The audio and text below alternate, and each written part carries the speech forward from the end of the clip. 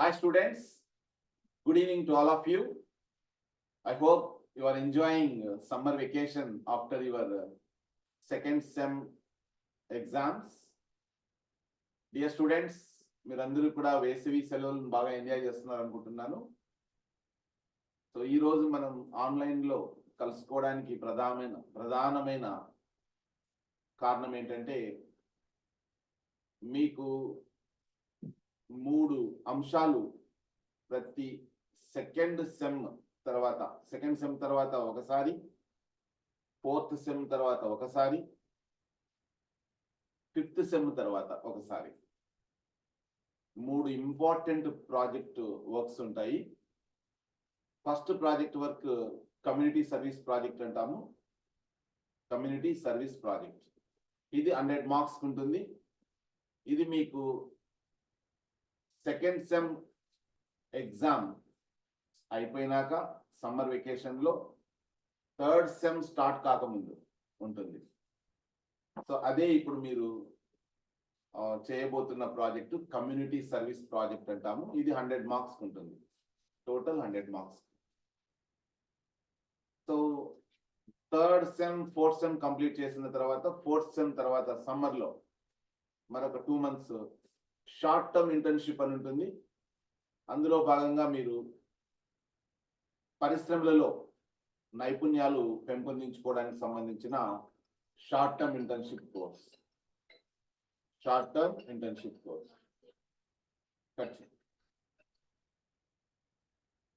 Okay, so fourth sem తర్వాత fifth సెమ్కు ముందు short term internship అని 2 months కోర్స్ ఉంటుంది.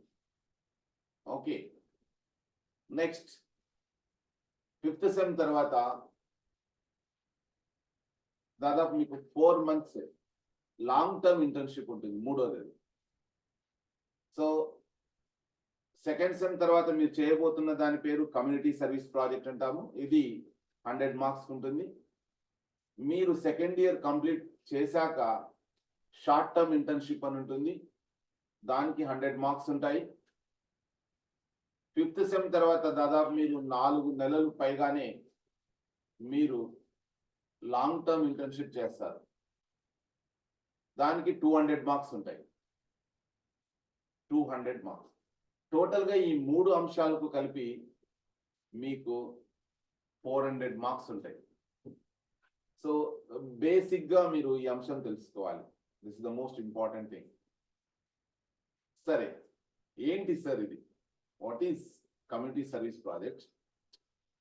What is community service project? What is short term internship? What is long term internship?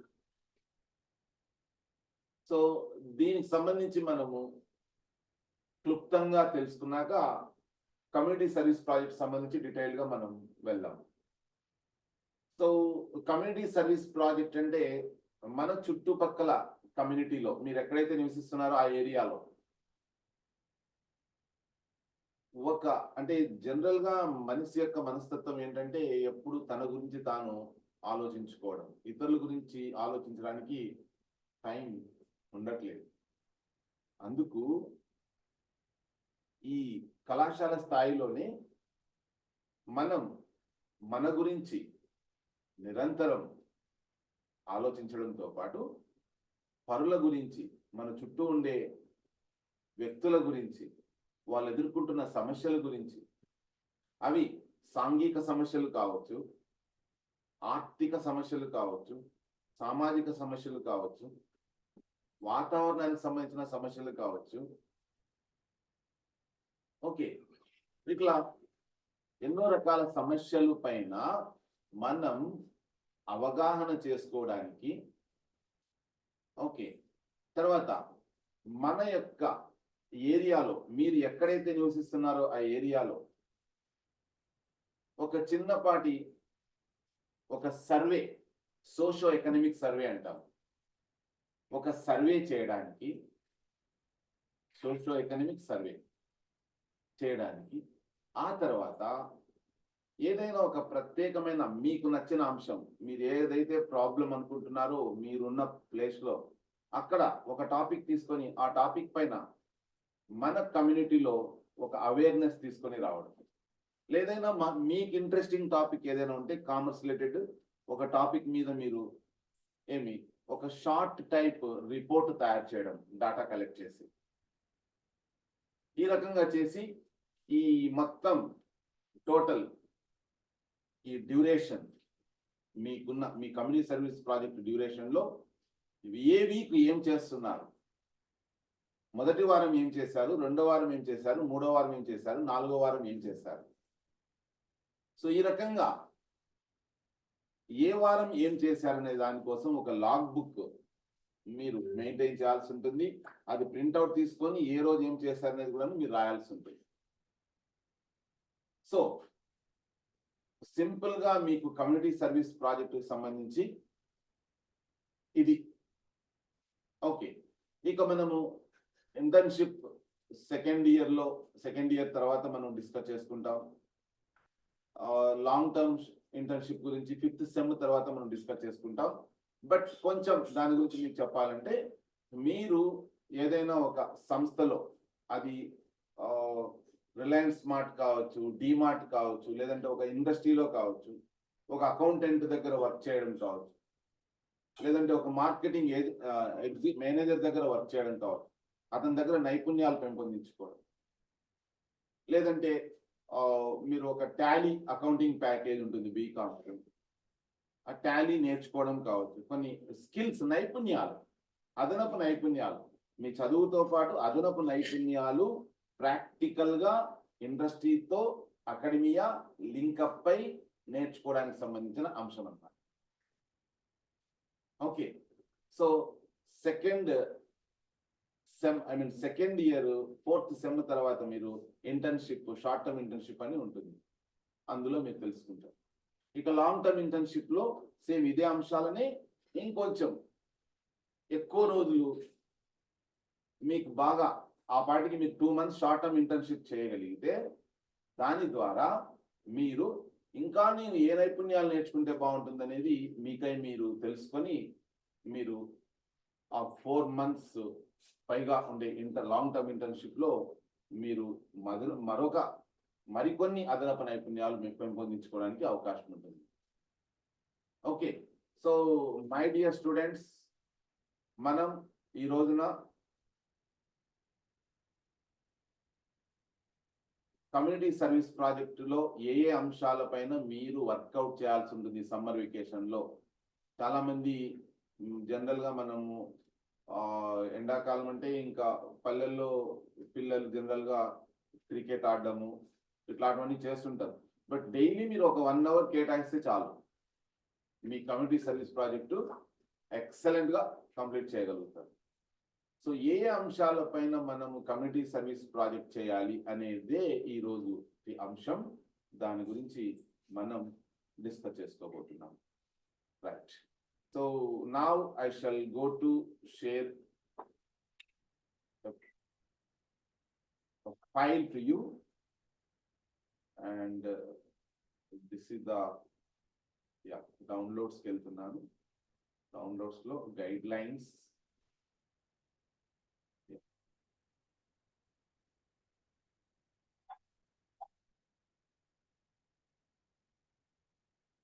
I hope అందరికీ కనపడుతుంది అనుకుంటున్నాను. ఇది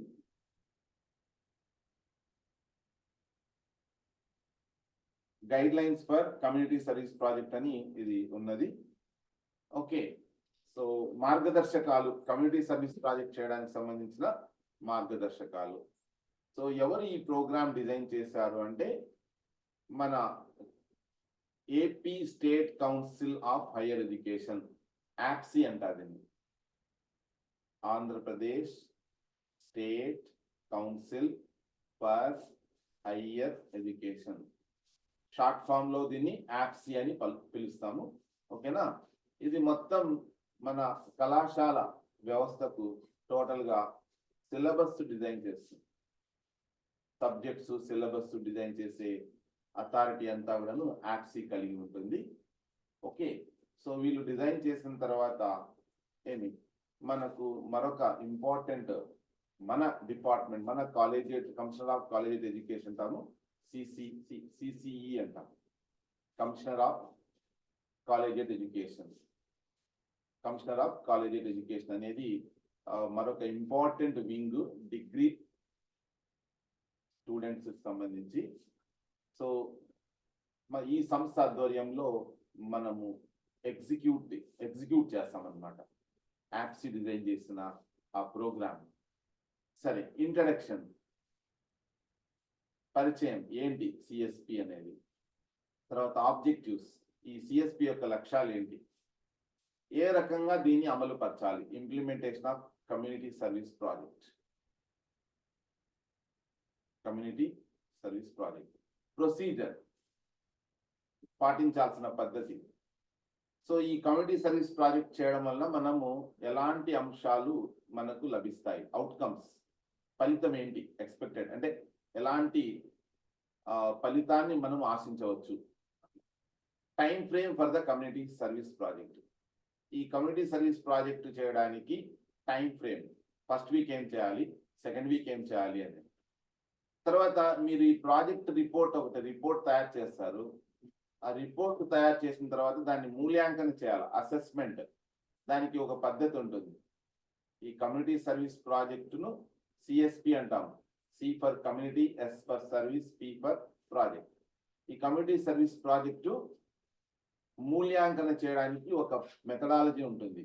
అది ఏంటి, model of the project report. ఏ రకంగా మీరు ఏ నమూనా పద్ధతిలో మీరు ప్రాజెక్ట్ రిపోర్ట్ తయారు చేయాలనేది ఇక్కడ ఉంటుంది. నెక్స్ట్, మీరు కమ్యూనిటీ సర్వీస్ ప్రాజెక్ట్ చేయాలనుకుంటే ఏ అంశాల మీద చేయొచ్చు అనేది ఇక్కడ సజెస్టివ్ లిస్ట్ ఆఫ్ ప్రోగ్రామ్స్ కూడాను మీకు ఐడియా ఉండదు కాబట్టి యాప్స్ వాళ్ళే ఇచ్చారు సజెస్టివ్ లిస్ట్ ఆఫ్ ప్రోగ్రామ్స్. ఆ తర్వాత complementing the community service project, the students may be involved to take up some awareness campaigns on social issues or special groups. So ఈ community service project లో భాగంగా ఇది బాగా మనకు సక్సెస్ కావడానికి students ఎందులో ఇన్వాల్వ్ కావచ్చు అంటే, సామాజిక సమస్యలు ఉంటాయి, లేదంటే కొన్ని ప్రత్యేకమైన సమూహాలు ఉంటాయి. ఆ ప్రత్యేక సమూహాలు చిన్నపిల్లలు కావచ్చు, లేదా వికలాంగులు కావచ్చు, లేదంటే వృద్ధులు, ముసలి వాళ్ళు కావచ్చు, లేదంటే రోగులు కావచ్చు. వివిధ రకాల గ్రూప్స్ ఉంటాయి. వాళ్లకు ఒక అవేర్నెస్ క్యాంపెయిన్ అన్నమాట, అవగాహన సదస్సులు ఏర్పాటు చేసి చైతన్యం తీసుకొని రావచ్చు వాళ్ళల్లో. ఓకేనా? సో ఈ రకంగా మనం ఈ సిఎస్పిలో భాగంగా ఇవన్నీ కూడాను మనము చేసుకోబోతున్నాం. Introduction, objectives, implementation of community service project, procedure, expected outcomes, time frame for the community service project, assessment methodology for community service project, model of the project report. ఇవన్నీ కూడా ఇందులో ఉంటాయి. Suggestive list of programs under community service project, awareness campaigns. Okay, సరే, this is the introduction. Experiential learning through community engagement అంటే అనుభవపూర్వకంగా మీరు నేర్చుకోవడం జరుగుతుంది అనమాట. కమ్యూనిటీ ఎంగేజ్మెంట్ అంటే మిమ్మల్ని కమ్యూనిటీలో ఒక అంతర్భాగం చేయడం ద్వారా మీరు అనుభవపూర్వకంగా నేర్చుకోవడానికి అద్భుతమైన సాధనమే కమ్యూనిటీ సర్వీస్ ప్రాజెక్ట్ అన్నమాట. అది okay. So now let me just increase the font size.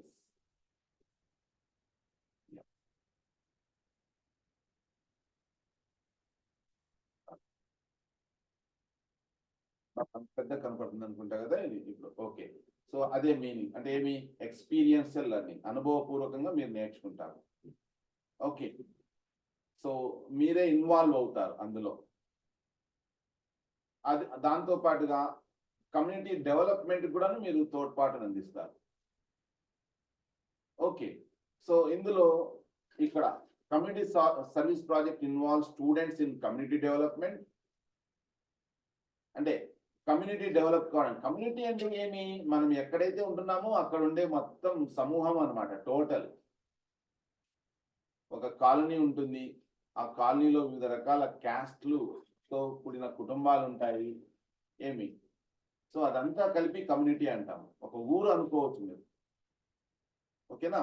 ఈ కమ్యూనిటీ డెవలప్మెంట్ సర్వీస్ యాక్టివిటీస్ చేస్తారు. తర్వాత మీరు అక్కడ దాని ద్వారా ఏం జరుగుతుంది, ఇక్కడ వ్యక్తిగతంగాను మరియు అకాడమిక్ గాను మీరు అభివృద్ధి కావడానికి అద్భుతమైన సాధనంగా మనం కమ్యూనిటీ సర్వీస్ ప్రాజెక్ట్ ని చెప్పుకోవచ్చు. Okay, so community service project is meant to link the community with the college for mutual benefit. Mutual benefit, పరస్పర ప్రయోజనం కోసం ఈ సిఎస్పి ప్రాజెక్ట్ వర్క్ చేయడం జరుగుతుంది అనమాట. ఓకే, సో ఒకవైపు కాలేజ్ స్టూడెంట్స్ సమాజ అభివృద్ధికి లేదా స్థానిక అభివృద్ధికి తోడ్పడతారు. అది విద్యార్థులకు హెల్ప్ అవుతుంది, సమాజానికి హెల్ప్ అవుతుంది. దాంతోపాటు ఒక సోషల్ సెన్సిబిలిటీ, ఒక స్పృహ, సామాజిక స్పృహ అనేది ఏర్పడుతుంది విద్యార్థులలో. ఓకేనా, దాంతోపాటు బాధ్యత కూడాను డెవలప్ అవుతుంది విద్యార్థులలో. దానితో పాటు ఒక బాధ్యత, సామాజికంగా ఒక బాధ్యతాయుతమైన ఒక వ్యక్తిగా నీవు రూపుదిద్దుకోవడానికి ఒక అద్భుతమైన సాధనమే ఈ కమ్యూనిటీ సర్వీస్ ప్రాజెక్ట్. సో ఈ community service project should be an integral part of curriculum. ఇది కరికులంలో మీ డిగ్రీలో భాగంగా ఉంటుంది. 2 months of summer internship. Okay, as a part of 2 months of summer internship and apprenticeship, on the job training. Whenever there is an exigency when students cannot pursue their summer internship, the specific objectives are, ఇవన్నీ కూడా మీకు separate గా ఒక video ఉన్నది. ఆ video మీరు చూస్తే చాలు, ఎక్సలెంట్ గా మీకు అర్థమవుతుంది. జస్ట్ బేసిక్ గా కొన్ని అంశాలు మీకు చెప్పాలన్న ఉద్దేశంతోనే ఈ వీడియో చేశాను. ఫస్ట్ ఈ వీడియో వస్తుంది, ఆ తర్వాత మిగతా అంశాలను నేను రికార్డ్ చేశాను ఆల్రెడీ, అవన్నీ పంపిస్తాను. So that's all about today. Thank you so much. Now question and answer session.